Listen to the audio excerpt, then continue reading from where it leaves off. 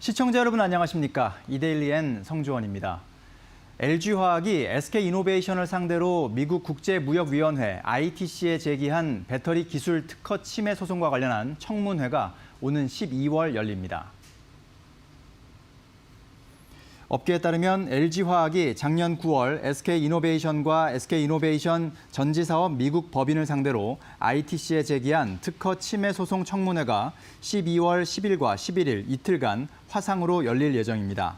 LG화학은 이번 소송과 관련해 앞서 ITC에 2차 전지 핵심 소재 관련 특허를 침해한 SK이노베이션의 배터리셀, 모듈, 팩, 소재, 부품 등의 미국 내 수입 전면 금지를 요청했습니다.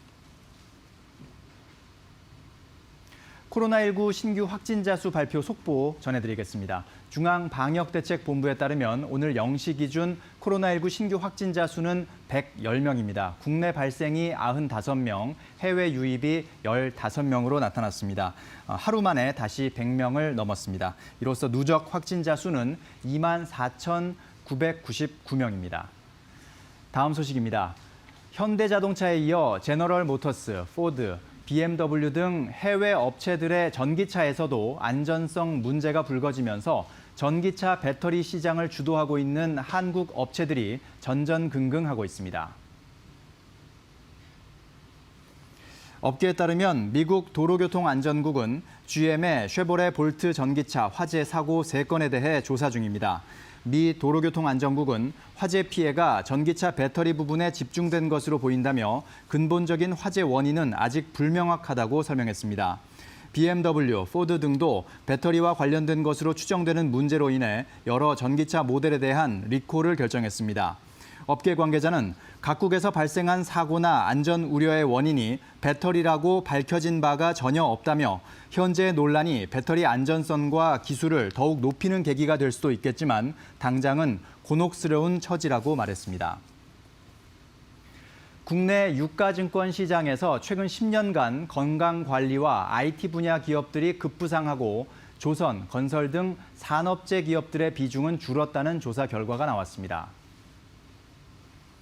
전국경제인연합회는 2000년 말과 2010년 말, 2020년 3분기 말에 코스피 상장 시가총액 상위 100대 비금융사의 변화를 분석한 결과 이같이 나타났다고 밝혔습니다. 2010년 대비 올해 가장 큰 폭으로 기업 수가 증가한 업종은 건강관리였고 IT가 뒤를 이었습니다. 건강관리와 IT 기업들의 시가총액도 크게 증가했습니다. 반면 산업재와 소재 기업은 큰 폭으로 감소했고 시총도 급감했습니다. 전경련은 경제 구조가 재편되고 있다며 산업 변화에 따른 맞춤형 정책이 필요하다고 말했습니다. 우리 수출 기업들은 코로나19 이후 수출 경기 회복을 이끌 시장으로 아세안과 중국을 꼽은 것으로 조사됐습니다. 한국무역협회 국제무역통상연구원이 발표한 수출 기업의 코로나19 영향 및 수출 회복 전망에 따르면 우리 기업들은 4분기 이후 교역 환경이 가장 크게 개선될 것으로 기대되는 시장으로 아세안과 중국을 꼽았습니다. 보고서는 최근 중국과 아세안의 제조업 경기가 완만한 회복세를 보이는 가운데 경기 부양을 위한 이들 정부의 투자도 확대되는 점이 기대감을 높인 것 같다고 설명했습니다.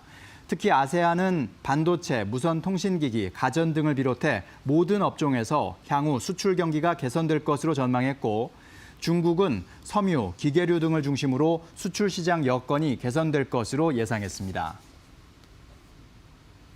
저축은행들이 정기 예금 금리를 속속 인상하고 있습니다. 저금리로 자금 유동성이 높아진 투자자들의 보관 수요를 노린 것으로 풀이됩니다.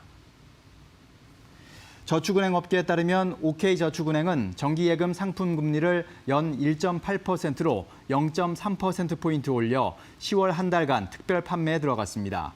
상상인 저축은행은 이번 달 정기예금 금리를 기존 연 1.65%에서 연 1.95%로 0.3%포인트 올렸습니다. 웰컴저축은행은 지난 13일자로 주요 정기예금 상품 금리를 0.2%포인트 인상했습니다.